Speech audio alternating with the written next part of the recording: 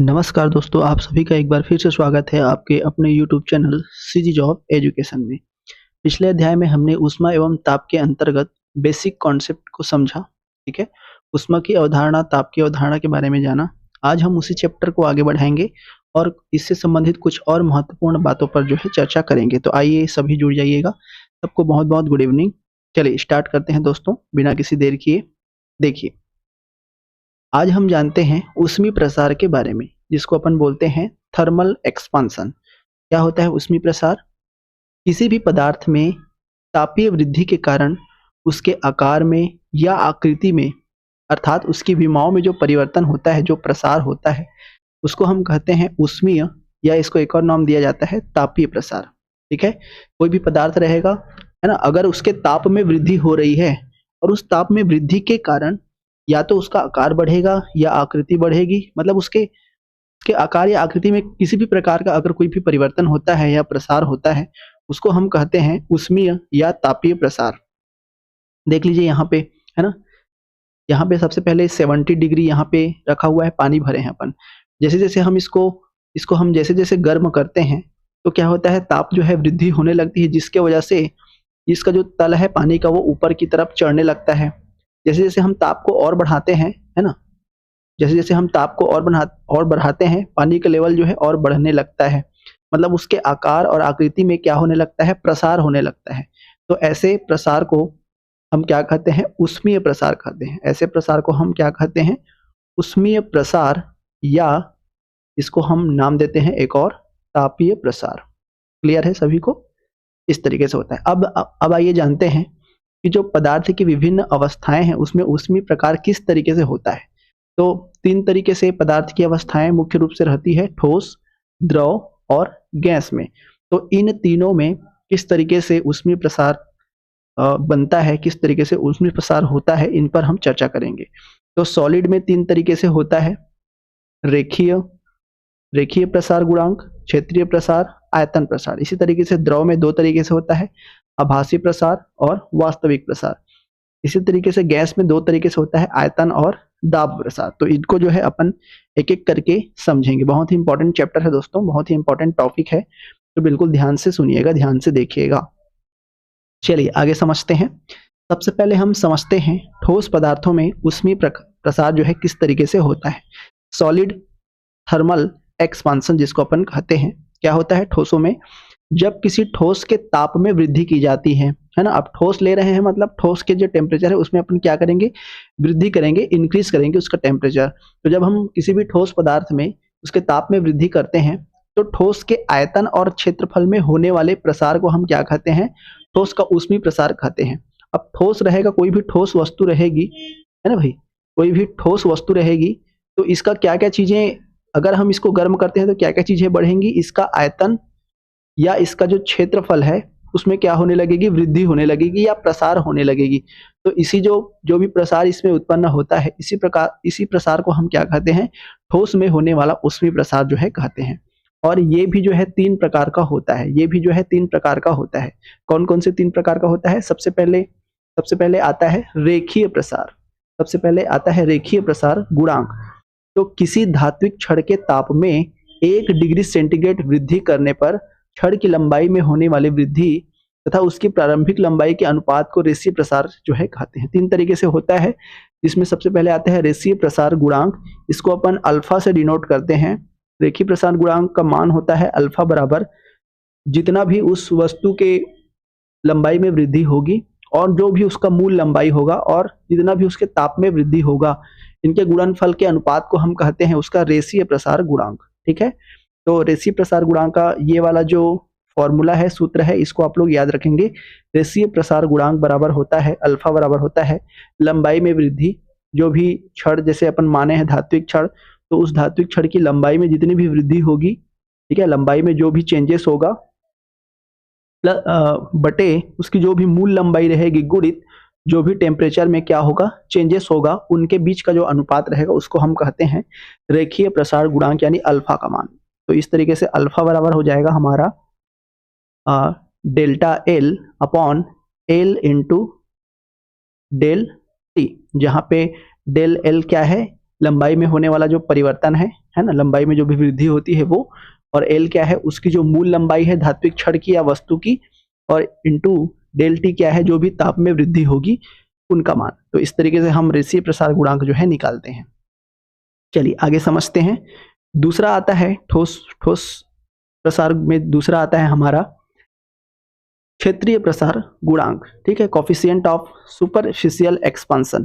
तो क्षेत्रीय प्रसार गुणांक में क्या होगा, किसी भी पदार्थ के लेमिना पटल के ताप में 1 डिग्री सेंटीग्रेड वृद्धि करने पर पटल के प्रारंभिक क्षेत्रफल में होने वाली वृद्धि तथा पटल के प्रारंभिक क्षेत्रफल के अनुपात को उस पदार्थ का क्षेत्रीय प्रसार गुणांक कहते हैं। क्षेत्रीय बोला गया है मतलब जो भी पदार्थ रहेगा, जो भी वस्तु रहेगी, उसके जो भी क्षेत्रफल रहेगा, ठीक है, उसके जो भी क्षेत्रफल रहेगा उसमें क्या होगा, चेंजेस होगा, उसमें क्या होगा, प्रसार होगा। तो ऐसे प्रसार को हम कहते हैं क्षेत्रीय प्रसार गुणांक।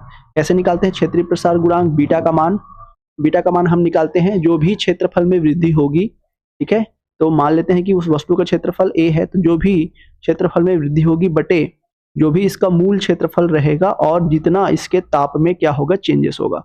तो इस तरीके से हम निकालते हैं उसका रेखीय प्रसार गुणांक, क्षेत्रीय प्रसार गुणांक, और इसको हम बीटा से जो है डिनोट करते हैं। क्षेत्रीय प्रसार गुणांक को हम किससे डिनोट करते हैं? बीटा से जो है डिनोट करते हैं। तो फॉर्मूला आपका वही रहेगा, जितनी भी उसकी लंबाई या क्षेत्रफल में वृद्धि बटे उसकी जो भी वास्तविक लंबाई या क्षेत्रफल रहेगा इनटू जितनी भी ताप में उसकी चेंजेस आएगी, वृद्धि आएगी, उसको अपन लेंगे। तो इनके बीच का जो भी अनुपात रहेगा उसको हम कहते हैं क्षेत्रीय प्रसार गुणांक। ठीक है, चलिए आगे समझते हैं। इसके बाद नेक्स्ट आता है हमारा आयतन प्रसार गुणांक, कोफिशिएंट ऑफ वॉल्यूम एक्सपांशन। ये क्या होता है? अब देखिए इसमें क्या होगा, आयतन में वृद्धि होगा, बाकी सारा चीज सेम रहेगा, है ना। यदि किसी भी पिंड के ताप में 1 डिग्री, अब यहाँ पे यूनिट है ना, सब में क्या करेंगे अपन, यूनिट वृद्धि करेंगे, है ना भाई, इकाई वृद्धि करेंगे, तो हम जो है जितनी भी वृद्धि होगा उसके हिसाब से उसको निकाल सकते हैं। तो अगर हम 1 डिग्री सेंटीग्रेड जो है बढ़ाते हैं, वृद्धि करते हैं, तो उसके आयतन में जो भी चेंजेस आएगा और उसके प्रारंभिक आयतन में जो भी प्रारंभिक आयतन उसका रहेगा, उनके अनुपात को हम क्या कहते हैं, उसका आयतन प्रसार गुणांक कहते हैं। और इसको हम गामा से जो है इसको अपन क्या करते हैं, डिनोट करते हैं। ठीक है, तो आयतन प्रसार गुणांक हमारा हो जाएगा आयतन में जो भी वृद्धि होगी, यानी डेल वी अपॉन जो भी इसका मूल आयतन रहेगा गुणित जितने भी ताप में वृद्धि होगी, चेंजेस होगी, इसका मान। तो इस तरीके से हम निकालते हैं इसका आयतन प्रसार गुणांक। तो ठोसों में ऊष्मीय प्रसार 3 तरीके से होता है, रेखीय, क्षेत्रफल और आयतन। तो इस तरीके से हम रेखीय प्रसार गुणांक, क्षेत्रीय प्रसार गुणांक और आयतन प्रसार गुणांक यानी अल्फा, बीटा और गामा का जो है मान निकालते हैं। क्लियर है सभी को?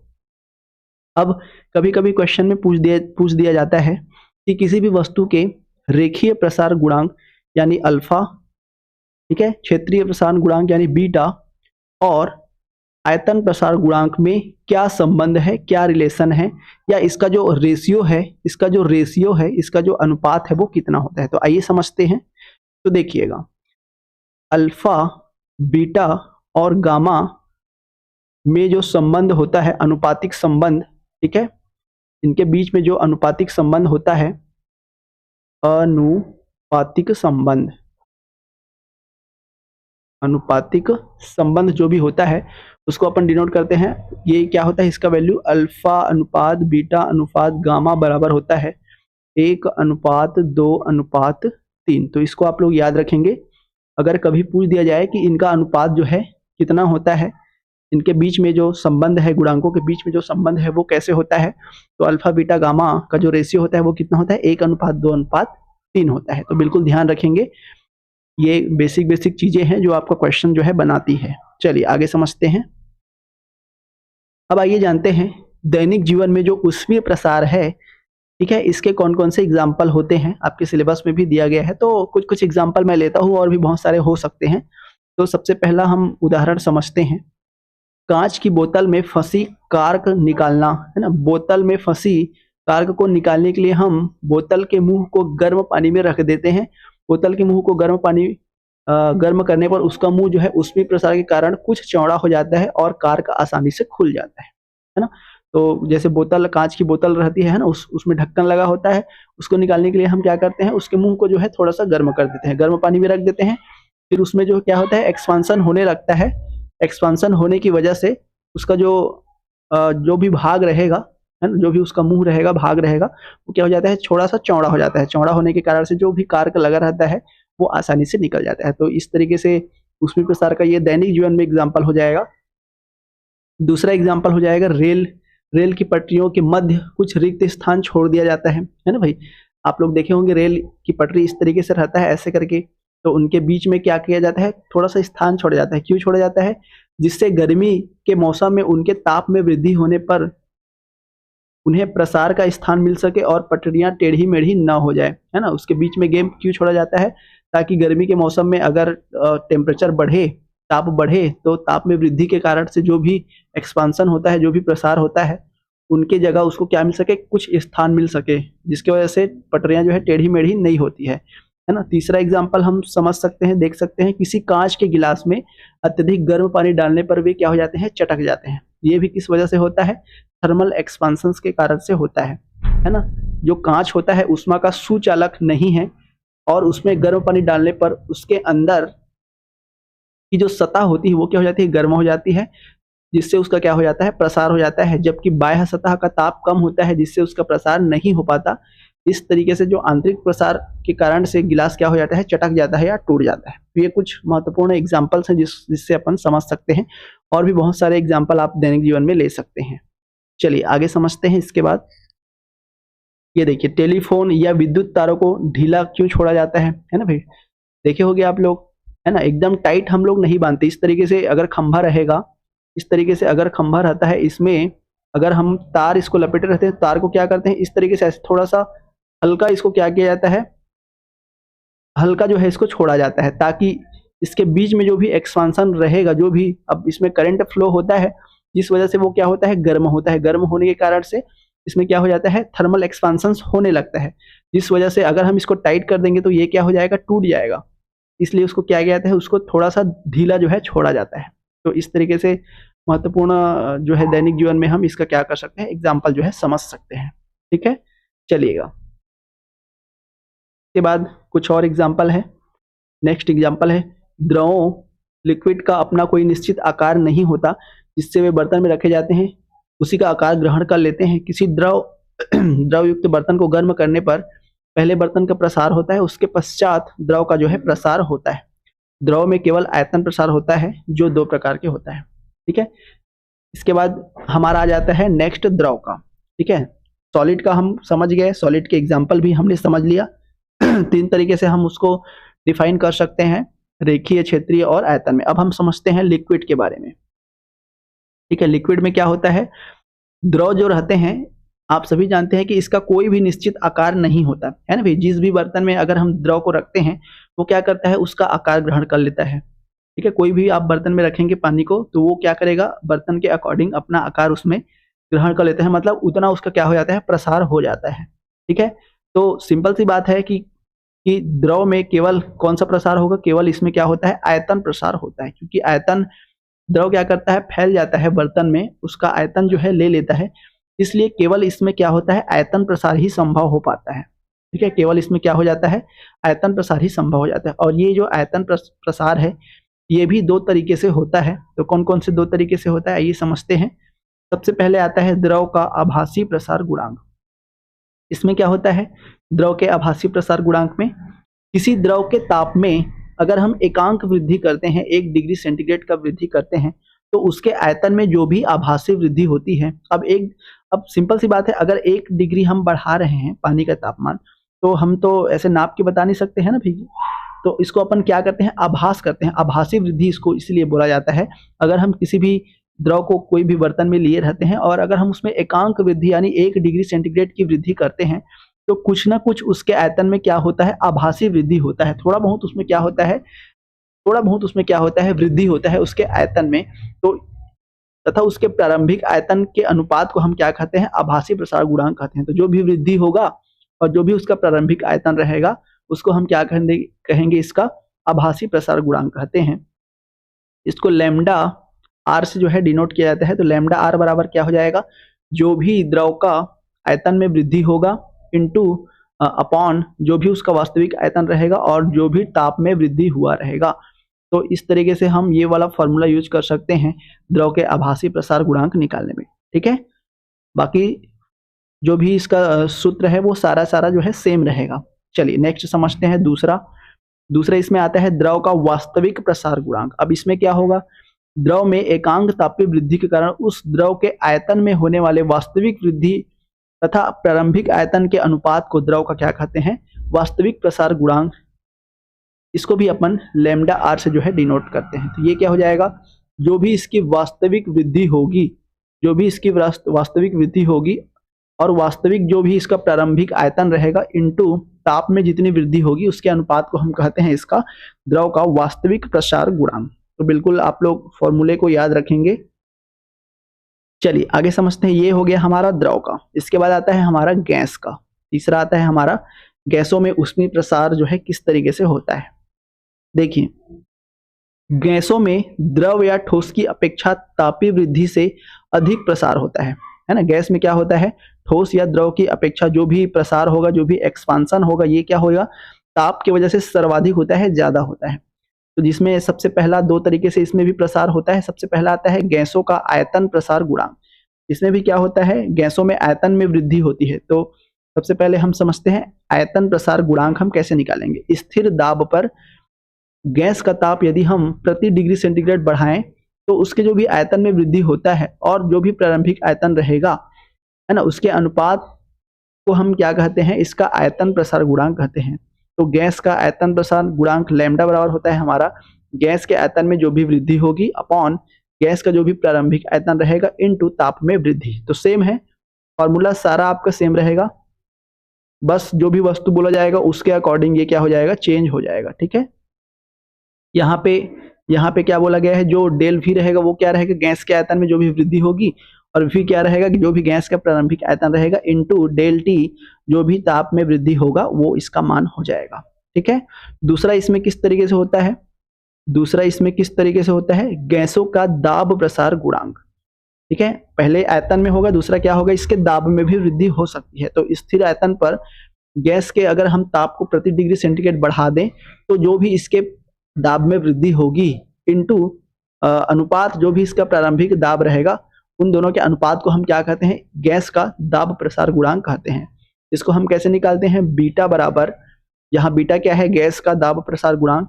ये क्या हो जाएगा, जो भी इसके दाब में, दाब यानी पी से डिनोट करते हैं इसको, जो भी इसके दाब में वृद्धि रहेगा इनटू जो भी प्रारंभिक दाब रहेगा, साथ ही साथ जितना भी इसके टेम्परेचर में वृद्धि होगी।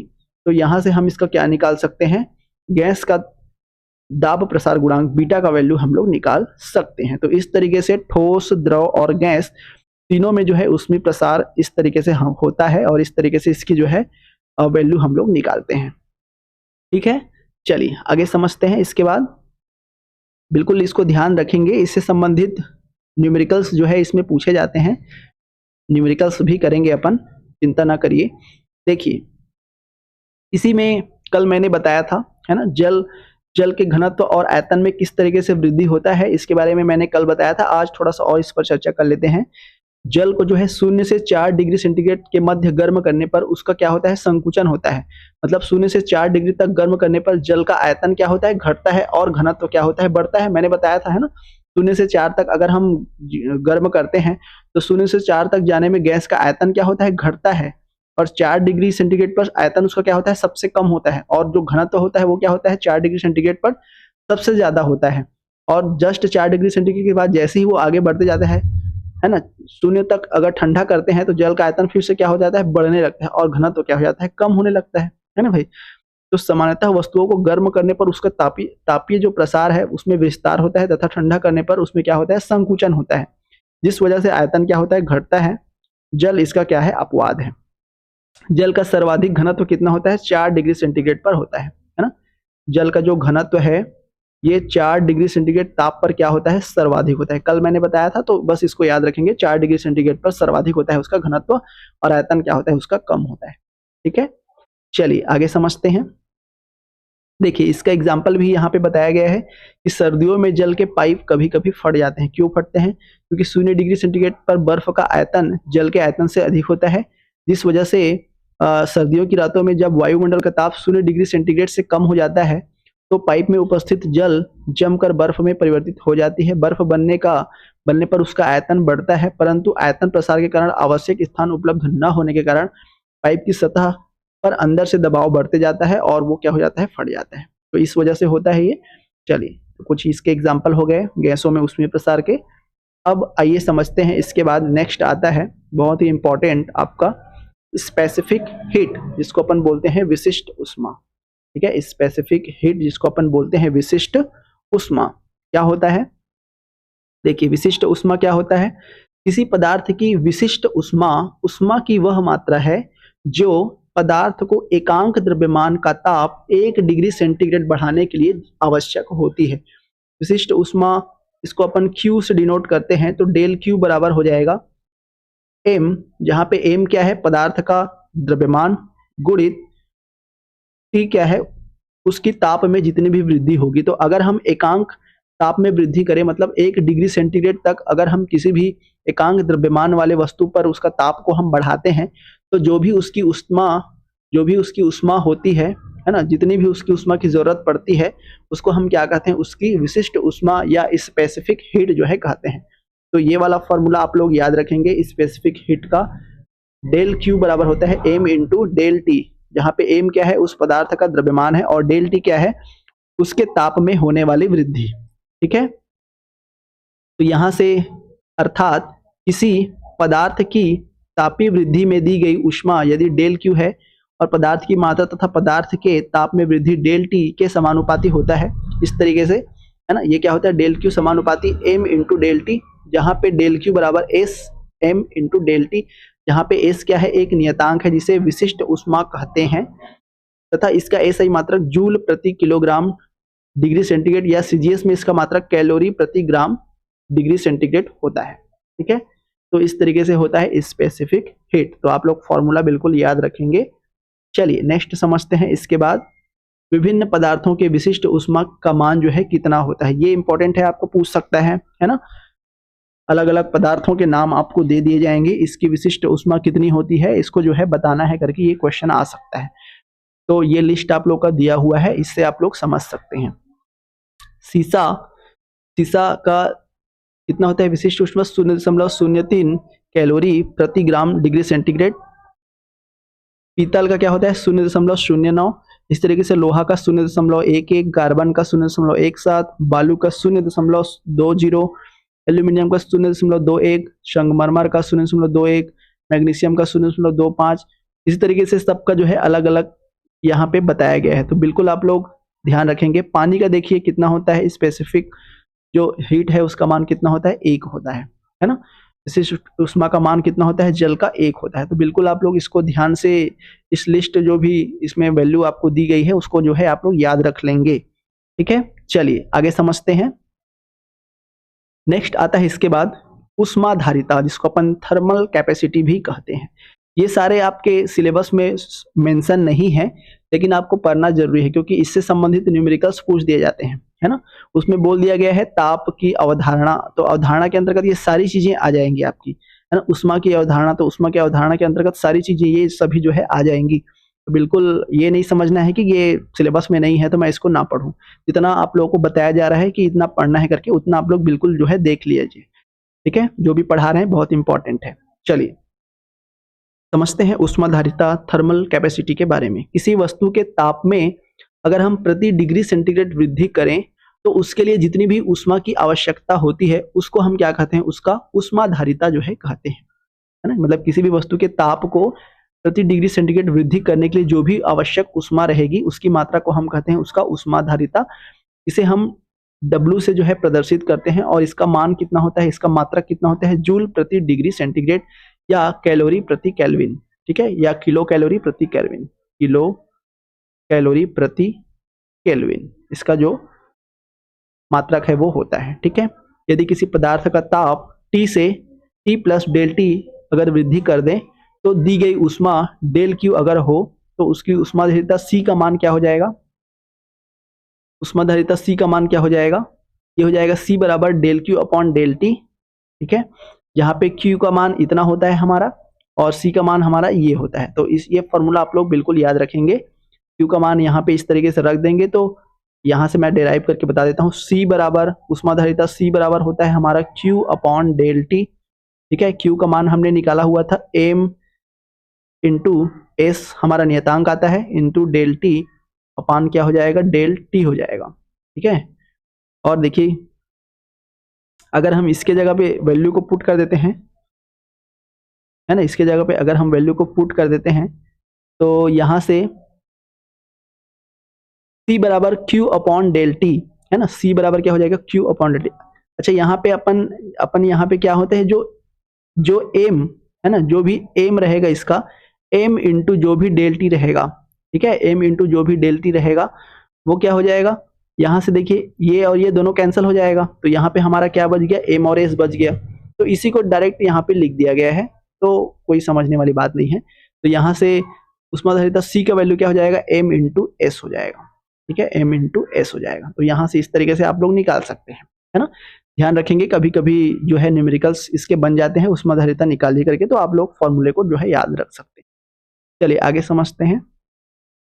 इसके बाद आता है नेक्स्ट हमारा गुप्त ऊष्मा, जिसको अपन लेटेंट हीट भी जो है कहते हैं। इसमें क्या होता है, स्थिर ताप पर किसी पदार्थ के 1 किलोग्राम द्रव्यमान की अवस्था परिवर्तन के लिए जितनी ऊष्मा की आवश्यकता होती है उसे उस पदार्थ की क्या कहते हैं, गुप्त ऊष्मा या लेटेंट हीट जो है कहते हैं। इसका जो यूनिट होता है वो होता है कैलोरी पर ग्राम या किलो कैलोरी पर ग्राम। इसे जो है कैपिटल एल से जो है डिनोट किया जाता है, इसे जो है कैपिटल एल से डिनोट किया जाता है। और जो लेटेंट हीट होता है, जो गुप्त ऊष्मा होती है, ये जो है 2 प्रकार की होती है। ठीक है, जो गुप्त ऊष्मा होती है ये कितनी होती है, 2 प्रकार की होती है। सबसे पहला आता है गलन की गुप्त ऊष्मा और दूसरा आता है वाष्पन की। ठीक है,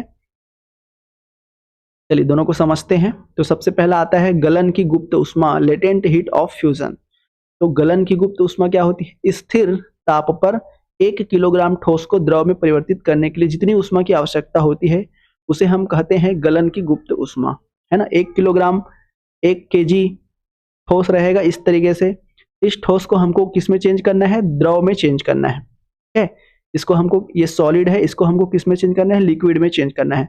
तो इसको लिक्विड में चेंज करने के लिए जितनी हमको ऊष्मा की जरूरत पड़ेगी, अब इसको बीच में चेंज करने के लिए जितनी हमको हीट की जरूरत पड़ेगी, जितनी ऊष्मा की जरूरत पड़ेगी, उसी को हम क्या कहते हैं, इसकी गलन की गुप्त ऊष्मा कहते हैं, लेटेंट हीट ऑफ फ्यूजन जो है कहते हैं।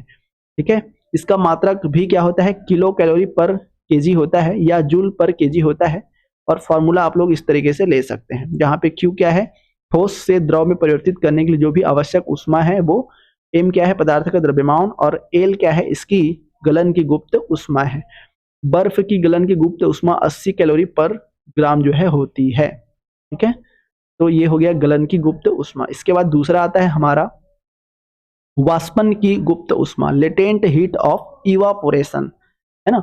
इसमें क्या होता है, स्थिर ताप पर 1 किलोग्राम द्रव को, अब हमारा 1 केजी क्या है, यहाँ पे लिक्विड है, 1 केजी क्या है, हमारा लिक्विड है। इस 1 किलोग्राम द्रव को गैस में चेंज करने के लिए, ठीक है, 1 किलोग्राम द्रव को गैस में चेंज करने के लिए जितनी हीट की जरूरत पड़ेगी, जितनी ऊष्मा की जरूरत पड़ेगी, इसको हम कहते हैं इसके वाष्पन की गुप्त ऊष्मा कहते हैं, लेटेंट हीट ऑफ इवापोरेशन जो है कहते हैं।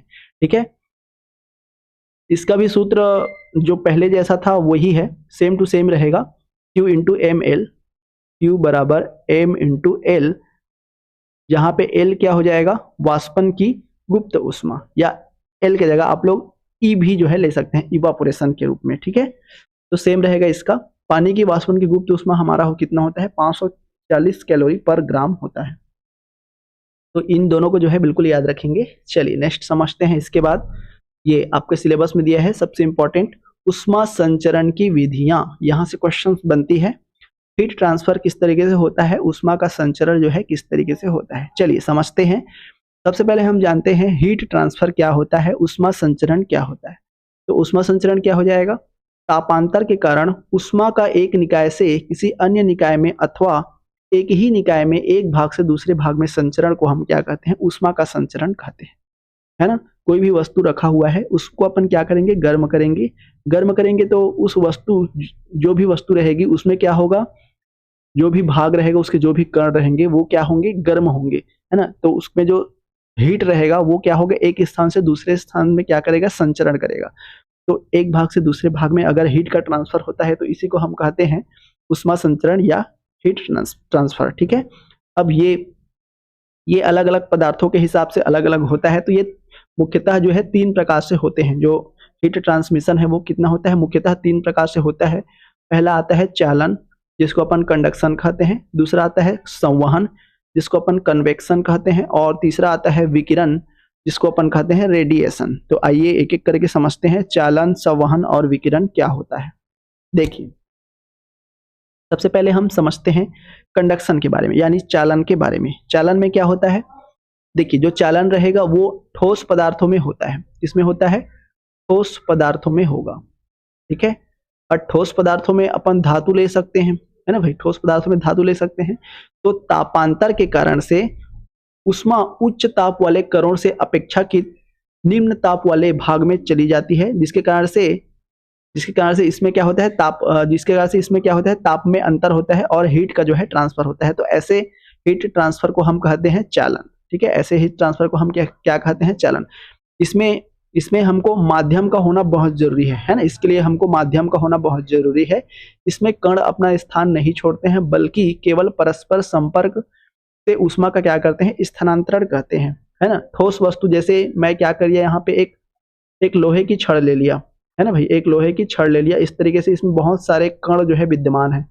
अगर मैं इस पार्ट को गर्म कर रहा हूँ, ठीक है, अगर मैं इस पार्ट को यहाँ पे गर्म कर रहा हूँ तो यहाँ पे ये जो लोहा का छड़ है, इसमें क्या होते हैं, छोटे छोटे मॉलिक्यूल्स होते हैं, है ना भाई, छोटे छोटे मॉलिक्यूल्स होते हैं।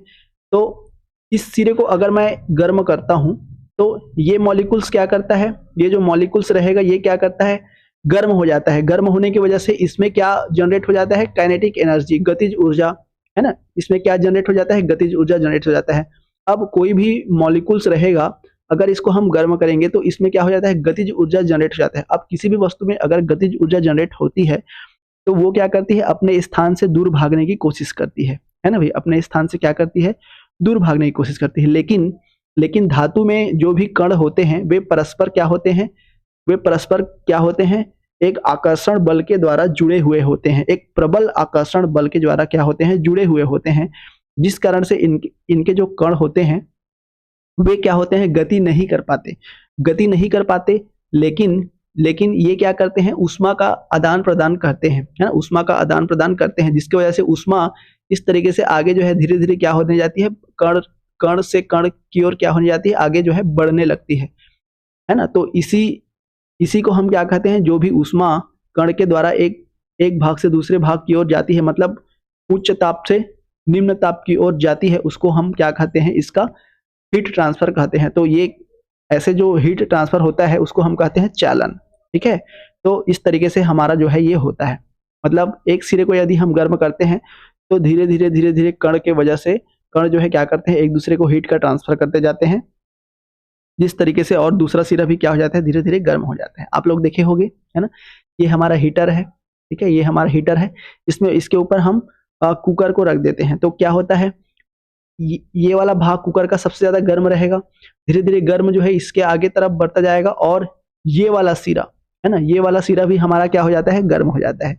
किस वजह से होता है, चालन की वजह से, कंडक्शन की वजह से। ठीक है, कण क्या करते हैं, एक दूसरे को हीट का ट्रांसफर करते हैं, और धीरे धीरे ये उच्च ताप से निम्न ताप की ओर क्या होने लगता है, बढ़ने लगता है। तो ये हो गया हमारा चालन। देखिए, सभी धातुएं मुक्त इलेक्ट्रॉनों की अधिकता के कारण से ऊष्मा की सुचालक होते हैं, परंतु कुचालक में मुक्त इलेक्ट्रॉनों की अत्यंत कमी होती है, जिसकी वजह से कुचालकों में चालन विधि द्वारा ऊष्मा का संचरण मंद गति से होता है। मैक्सिमम आप लोग जो अच्छी तरीके से जो भी ऊष्मा का संचरण होता है, जो भी चालन होता है, वो किसमें होता है, जिसमें मुक्त इलेक्ट्रॉनों की संख्या ज्यादा होती है। और मुक्त इलेक्ट्रॉनों की संख्या किसमें ज्यादा होती है, धातुओं में ज्यादा होती है, जिस वजह से जो धातु होती है वो क्या होती है, अच्छे कंडक्टर होते हैं, है ना, ऊष्मा के क्या होते हैं, अच्छे कंडक्टर होते हैं। तो सभी धातुएं क्या होती है, ऊष्मा के अच्छे कंडक्टर होते हैं, सुचालक होते हैं। ठीक है, तो इस तरीके से ये सभी जो है चालन विधि के कारण से ऊष्मा का क्या करते हैं, ट्रांसफर करते हैं। चलिए दूसरा समझते हैं। इसमें कुछ अनुप्रयोग दिया गया है, इसको आप लोग पढ़ लीजिएगा, है ना। जिससे शीत ऋतु में लकड़ी व लोहे का ताप समान होने पर भी समान होने पर भी लोहे की कुर्सी अधिक ठंडी लगती है ना। गर्मी के दिनों में आप लोग देखे होंगे, लोहे का जो भी धातु रहेगा वो क्या हो जाता है, गर्म हो जाता है। क्यों गर्म होता है, क्योंकि गर्मी के दिनों में टेम्परेचर जो है हाई रहता है, जिस वजह से उसमें क्या होने लगता है, कंडक्शन की वजह से हीट का ट्रांसफर होने लगता है। जिस तरीके से अगर हम लकड़ी को लेते हैं तो लकड़ी में क्या होता है, ये ऊष्मा का कुचालक है ना, जिस वजह से ऊष्मा का ये ट्रांसफर नहीं कर पाता और ये क्या हो जाता है, लोहे की अपेक्षा कम जो है गर्म होता है ना। चीनी मिट्टी के प्याले में चाय पीना धातु के प्याले में चाय पीने से अधिक आसान हो जाता है। तो ये बहुत सारे आपके नॉर्मल लाइफ में एग्जांपल्स अनुप्रयोग हो जाएंगे, तो इसको आप लोग पढ़ लीजिएगा, ठीक है। दूसरा हम समझते हैं कन्वेक्शन के बारे में, यानी संवहन के बारे में। अब ये संवहन क्या हो जाता है, तो चालन में हमने पढ़ा कि इसको ट्रांसफर होने के लिए मीडियम की जरूरत पड़ती है है ना भाई। चालन में क्या होता है, मीडियम की जरूरत पड़ती है, और ये मीडियम कौन निभाता है, जो भी धातुओं के कण रहेंगे वे क्या करते हैं, एक दूसरे को हीट का ट्रांसफर करते हैं। दूसरा आता है संवहन। संवहन में क्या होता है, यह ऊष्मा संचरण की वह विधि है जिसमें पदार्थ के कण ऊष्मा के स्रोत से ऊष्मा ग्रहण करके अन्य भागों में चले जाते हैं तथा उनके स्थान पर अन्य कण ऊष्मा स्रोत के पास ऊष्मा का ग्रहण करने आ जाता है। इसको हम कहते हैं, ऐसी विधि को हम कहते हैं संवहन विधि। अब इसको समझते हैं। इसको समझने के लिए एक छोटा सा यहाँ पे एग्जाम्पल लेते हैं। जैसे ये एक बर्तन है, इसमें क्या भरा हुआ है, पानी भरा हुआ है, ठीक है। ये एक बर्तन है, इसमें क्या भरा हुआ है, पानी भरा हुआ है। आप लोग देखे होंगे, इसको अभी हम क्या कर रहे हैं, गर्म कर रहे हैं। इसको हम क्या कर रहे हैं, गर्म कर रहे हैं। इस तरीके से हम इसको क्या कर रहे हैं, गर्म कर रहे हैं। अब इसको हम गर्म कर रहे हैं तो इसमें क्या भरा हुआ है, पानी भरा हुआ है, जल भरा हुआ है, H2O भरा हुआ है। तो गर्म करने से आप देखे होंगे कि नीचे में बुलबुला टाइप का बनता है। जब ये गर्म होने लगता है तो नीचे में बुलबुला टाइप का बनता है, और ये बुलबुला क्या होता है, गर्म होता है। ये बुलबुला क्या होता है, गर्म होता है। मतलब इसमें क्या मौजूद रहता है, हीट मौजूद रहता है। जैसे जैसे हम गर्म और करते जाते हैं, ये बुलबुला क्या होता है, ऊपर की तरफ इधर जो है तैरने लगता है और यहाँ पे जाकर के फूट जाता है ना भाई।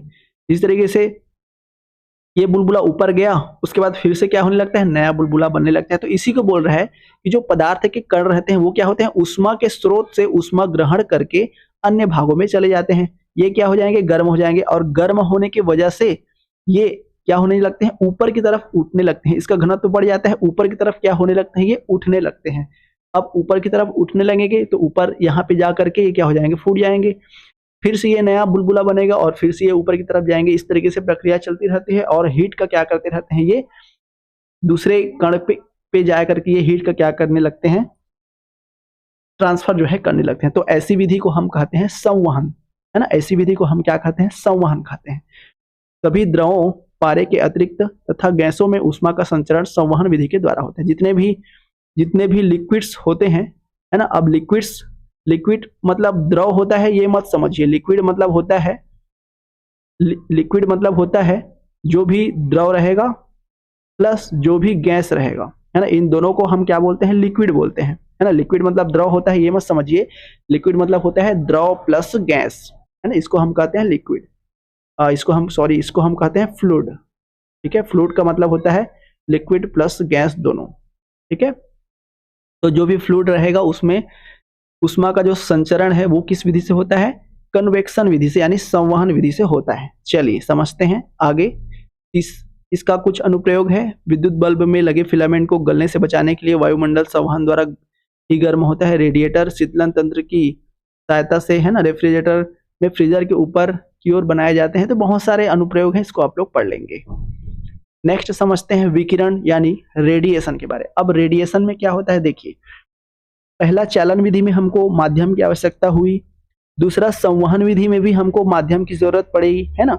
उसमें भी कण क्या हुए, ऊपर की तरफ उठने लगे और हीट का ट्रांसफर जो है करने लगे। तीसरा आता है विकिरण। विकिरण में क्या होता है, इसमें कोई भी प्रकार के माध्यम की आवश्यकता नहीं होती, है ना। विकिरण विधि में ऊष्मा बिना किसी माध्यम के सीधी किरणों के रूप में एक स्थान से दूसरे स्थान पर जो है पहुंच जाती है। इसमें ऊष्मा के स्थानांतरण में कोई भी माध्यम होता है तो वह गर्म नहीं होता। यह संचरण प्रकाश की भांति विद्युत चुंबकीय तरंगों के द्वारा होता है। किसी तप्त वस्तु से ऊष्मा का संचरण विद्युत चुंबकीय तरंगों के रूप में होता है ना। मतलब विकिरण में क्या होता है, हीट ट्रांसफर करने के लिए किसी भी प्रकार के माध्यम की आवश्यकता नहीं होती। ये माध्यम में भी या वायु में भी या निर्वात में भी, दोनों में क्या हो सकता है ना। ये हीट ट्रांसफर जो है वायु में भी और निर्वात में भी हो सकता है। कैसे होता है ये, देखिए। हीटर आप लोग देखे होंगे, है ना। हीटर में क्या होता है, इस तरीके से इसमें हीटर क्या हो जाता है, गर्म होने लगता है, जिसकी वजह से ये लाल हो जाता है ना भाई? मतलब इसमें रेडिएशंस निकलने लगते हैं, विद्युत चुम्बकीय तरंगें निकलने लगती है, जिसकी वजह से जो भी वस्तु रखी रहती है वो क्या होने लगती है, गर्म होने लगती है। तो ये सारी जो है विकिरण के रूप में होती है ना? सूर्य का जो प्रकाश है आप लोग देखे होंगे, है ना? सूर्य का प्रकाश जो है निर्वात से आता है ना? तो निर्वात से ये गमन करता है किस फॉर्म में?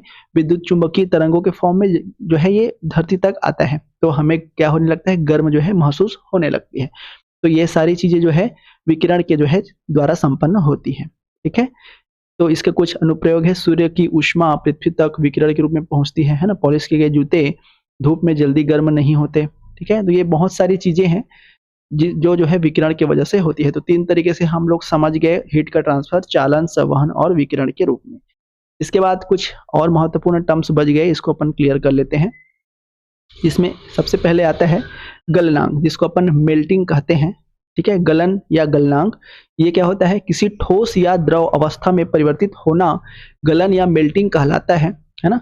मतलब कोई भी ठोस सॉलिड से अगर वो लिक्विड फॉर्म में जा रहा है तो उसको हम क्या कहते हैं, उसको हम कहते हैं गलना, है ना? उसको हम क्या कहते हैं, मेल्टिंग कहते हैं या गलना कहते हैं।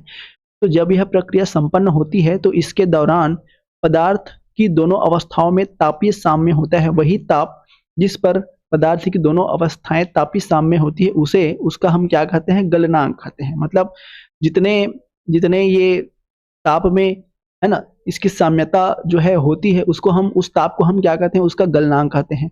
गलनांक पदार्थ की प्रकृति एवं दाब पर जो है क्या करता है, निर्भर करता है। बर्फ का जो जो गलनांक है वो कितना होता है, 0 डिग्री सेंटीग्रेड या 273 केल्विन जो है होता है। तो ये हो जाएगा हमारा गलनांक। तो ये कुछ महत्वपूर्ण पॉइंट्स है जो आपके सिलेबस में दिया गया है। दूसरा हमारा दिया गया है क्वथनांक, जिसको अपन बॉइलिंग कहते हैं। ये क्या होता है, किसी द्रव के उबलने की प्रक्रिया को हम क्वथन कहते हैं तथा वह जिस ताप पर उबलता है ना, उसको हम क्या कहते हैं, उस ताप को हम क्या कहते हैं, उसका क्वथनांक कहते हैं। सभी द्रवों का जो क्वथनांक है वो दाब बढ़ाने पर बढ़ जाता है। यही कारण है कि प्रेशर कुकर में खाना जल्दी पक जाता है ना? दाब कम होने के कारण पहाड़ों पर खाना देर से पकता है। पदार्थों में अशुद्धियां मिलाने पर उसका क्वथनांक क्या हो जाता है, बढ़ जाता है। तो ये कुछ महत्वपूर्ण इसके क्या हो जाएंगे, एग्जाम्पल्स हो जाएंगे। इसके बाद आता है वाष्पन, या जिसको अपन वेपोराइजेशन कहते हैं। ये क्या होता है, किसी पदार्थ का द्रव से वाष्प में बदलना, उसका क्या कहलाता है, वाष्पन कहलाता है ना भाई? लिक्विड फॉर्म से गैस फॉर्म में चेंज होना, वाष्प में चेंज होना, इसका क्या कहलाता है, वाष्पन कहलाता है। और ये प्रक्रिया क्या कहलाती है, वाष्पीकरण कहलाती है। वाष्पीकरण की प्रक्रिया क्वथनांक से कम तापमान पर भी संपन्न जो है हो जाती है। वाष्पीकरण की प्रक्रिया को सतह का क्षेत्रफल, तापमान, आर्द्रता, वायु की गति जो है प्रभावित करती है। ठीक है?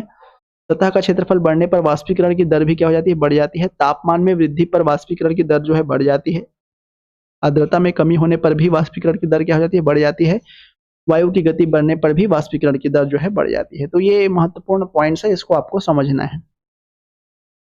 नेक्स्ट, जब वाष्पीकरण होता है तो इस प्रक्रिया में ऊर्जा की क्या होती है, कमी होती है। और इस कमी को पूरा करने हेतु द्रव के कण आसपास वातावरण से ऊर्जा को अवशोषित करने लगते हैं, जिससे आसपास का वातावरण क्या होने लगता है, ठंडा होने लगता है। यही कारण है कि जब गर्मी के दिनों में छत पर पानी का छिड़काव किया जाता है तो जल के कणों द्वारा फर्श से ऊष्मा को ग्रहण कर ली जाती है और छत जो है क्या हो जाती है, ठंडी हो जाती है ना? आप लोग देखे होंगे गर्मी के दिनों में, है ना, ऊपर में छत में क्या करते हैं अपन, पानी का छिड़काव करते हैं, जिससे जमीन क्या हो जाती है, ऊष्मा का ट्रांसफर करने लगती है, अवशोषित करने लगती है। और जमीन क्या हो जाती है, जो भी तल रहती है वो क्या हो जाती है, शीतल हो जाती है। ठीक है? तो ये इस तरीके से कुछ होता है। और इसके बाद कुछ पॉइंट्स आपके सिलेबस में दिए गए हैं, जैसे ऊर्ध्वपातन। ऊर्ध्वपातन में क्या होता है, ऐसे पदार्थ जिनको गर्म करने पर वे सीधे ठोस से गैस में चेंज हो जाती है। डायरेक्ट सॉलिड से किस में चेंज हो जाती है, गैस फॉर्म में चेंज हो जाती है। इसको अपन बोलते हैं ऊर्ध्वपातन। जैसे कपूर में आप लोग देखे होंगे, है ना, कपूर का एग्जांपल, कपूर को जब हम जलाते हैं तो वो सॉलिड फॉर्म में रहता है। जब हम जलाते हैं तो वो सीधा किस में, लिक्विड में चेंज ना होकर के सीधा किस में चेंज हो जाता है, वो गैस में चेंज हो जाता है। तो ये प्रक्रिया कहलाती है ऊर्ध्वपातन। ठीक है? और जो पदार्थ रहते हैं उसको हम कहते हैं ऊर्ध्वपाती पदार्थ। ठीक है? जैसे कपूर है, अमोनियम है, क्लोराइड है, आयोडीन है, नौसादर है, नेप्थिलीन है, ठोस कार्बन डाइऑक्साइड है, ये सारे के सारे क्या होते हैं, ऊर्ध्वपातन के एग्जाम्पल हैं। इसके बाद आता है संघनन, जिसको अपन कंडेंसेशन भी कहते हैं। जब कोई पदार्थ गैसीय अवस्था से द्रव अवस्था में परिवर्तित होता है तो इसको हम कहते हैं संघनन। ठीक है? उदाहरण के लिए भाप से पानी का बनना, है ना, ये सारे के सारे जो है संघनन के एग्जाम्पल के रूप में आते हैं। तो ये आपके कुछ महत्वपूर्ण पॉइंट्स है जो कि सिलेबस में दिए गए हैं। ठीक है? कुछ और आपके पॉइंट्स बच गए। चालकता के आधार पर पदार्थ के 3 प्रकार, सुचालक, कुचालक, है ना, ऊष्मारोधी, ये सभी क्या होते हैं, ये भी आपके सिलेबस में दिया गया है। तो सुचालक जानते होंगे सभी आप, जिन पदार्थों से आसानी से ऊष्मा का संचरण हो जाता है उसको हम सुचालक कहते हैं, जैसे धातुएं या मानव शरीर, है ना। कुचालक में क्या होता है, वे पदार्थ जिसमें ऊष्मा संचरण आसानी से नहीं होता, अर्थात बहुत कम ऊष्मा संचरित होता है, उसको हम कुचालक पदार्थ कहते हैं, जैसे लकड़ी है, रेशा है, कांच है ना। ऊष्मारोधी में क्या होता है, वे पदार्थ जिसमें किसी भी प्रकार की ऊष्मा का संचरण नहीं होता, उसको हम ऊष्मारोधी जो है कहते हैं। सामान्यतः कुचालकों को ऊष्मारोधी जो है माना जाता है, समानार्थी माना जाता है, जैसे एबोनाइट है, एस्बेस्टॉस है ये सारे के सारे जो है ऊष्मारोधी के अंतर्गत आते हैं। तो इस तरीके से ये जितने भी आपके सिलेबस में पॉइंट दिए गए हैं सारा जो है इसको करा दिया गया है ना। तो आज का जो हमारा मेन टॉपिक था वो था हीट ट्रांसफर, जो कि बहुत ही इंपॉर्टेंट है। साथ ही साथ उष्माधारिता, गलन की उष्मा, गुप्त उष्मा, है ना, विभिन्न पदार्थों की विशिष्ट उष्मा, गैसों का ऊष्मीय प्रसार, ठीक है, ऊष्मीय प्रसार गुणांक। तो ये सारी चीजें आपके यहाँ से अगर न्यूमेरिकल्स बनती है तो वो ऊष्मीय प्रसार से रिलेटेड जो है न्यूमेरिकल बन सकती है। स्पेसिफिक हीट निकालने का, है ना, उष्माधारिता निकालने का, इन सभी का जो है आपका न्यूमेरिकल जो है बन सकता है। तो इससे संबंधित महत्वपूर्ण क्वेश्चन किस तरीके से आते हैं उसको अपन नेक्स्ट क्लास में चर्चा करेंगे, ठीक है। तो यहाँ तक आप लोग अच्छे से पढ़िए, पार्ट 1 और ये पार्ट 2 हो जाएगा। तो यहाँ से आप लोग अच्छे से पढ़िएगा। इसके जो भी महत्वपूर्ण प्रश्न बनते हैं, पार्ट 1 का क्वेश्चन तो मैंने करा दिया था, जो जो क्वेश्चन आपके बन सकते हैं उस पर आधारित। पार्ट 2 में आपका न्यूमेरिकल का क्वेश्चन बन सकता है, तो जिसको अपन जो है करा देंगे। इसमें एक पॉइंट और छूट गया हमारा, जल का त्रिक बिंदु, जिसको अपन ट्रिपल पॉइंट ऑफ वाटर कहते हैं। जल का त्रिक बिंदु, ट्रिपल पॉइंट ऑफ वाटर, इसमें क्या होता है, वह ताप जिस पर जल की तीनों अवस्थाएं ठोस, द्रव और गैस साम्यावस्था में होती है, उसको हम कहते हैं जल का त्रिक बिंदु। इसका जो मान है वो होता है 273.16 कैलोरी, या 0.01 डिग्री सेंटीग्रेड, या 32.01 डिग्री फ़ारेनहाइट, ठीक है। यदि इसकी विशिष्ट उष्माएं S1 और S2 है तथा उनके समान द्रव्यमानों को समान उष्मा दी जाए, तो उनके तापों में जो परिवर्तन है वो अगर इस तरीके से हो, तो ये हो जाता है S1 अपान S2 बराबर del T2 upon del T1। तो बस इसको आप लोग याद रखेंगे, जल का त्रिक बिंदु क्या होता है और इसकी वैल्यू जो है कितनी होती है, ठीक है। तो ये आपके सिलेबस में नहीं दिया था, लेकिन इंपॉर्टेंट पॉइंट है, कभी कभी पूछ दिया जाता है, तो इसको जो है ध्यान रखेंगे। तो इस तरीके से ये वाला चैप्टर आपका जो है खत्म होता है, उष्मा वाला चैप्टर, यानी टोटल यूनिट 8 जो है खत्म होता है। कल हम उष्मा और ताप पर आधारित जो भी न्यूमेरिकल्स आपके सिलेबस में आते हैं या जो भी प्रीवियस ईयर में पूछे गए थे उन पर जो है चर्चा करेंगे, उनको जो है सरल करने का प्रयास करेंगे। तो बिल्कुल हमारे साथ बने रहिए। रात 9 बजे डेली क्लासेस लगेगी साइंस की, और इसका जो PDF है वो आपको नेक्स्ट डे जो है मॉर्निंग में प्रोवाइड करा दिया जाएगा। तो बिल्कुल आप लोग एक बार रिवीजन करके आएंगे। कल इसका हम जो है न्यूमेरिकल सरल करेंगे, जो जो चीज़ें आपकी पूछी जाती है, साथ ही साथ MCQ भी बनाएंगे, किस तरीके से और क्वेश्चन आपके पूछ सकते हैं। तो बस आज के लिए इतना ही रखते हैं दोस्तों। सभी को हमारे क्लास से जुड़ने के लिए बहुत बहुत धन्यवाद। अगर जिन्होंने हमारे चैनल को अभी तक सब्सक्राइब नहीं किया है वो सब्सक्राइब जरूर करेंगे। चलिए मिलते हैं कल महत्वपूर्ण प्रश्नों के साथ, तब तक के लिए धन्यवाद। सभी को गुड नाइट।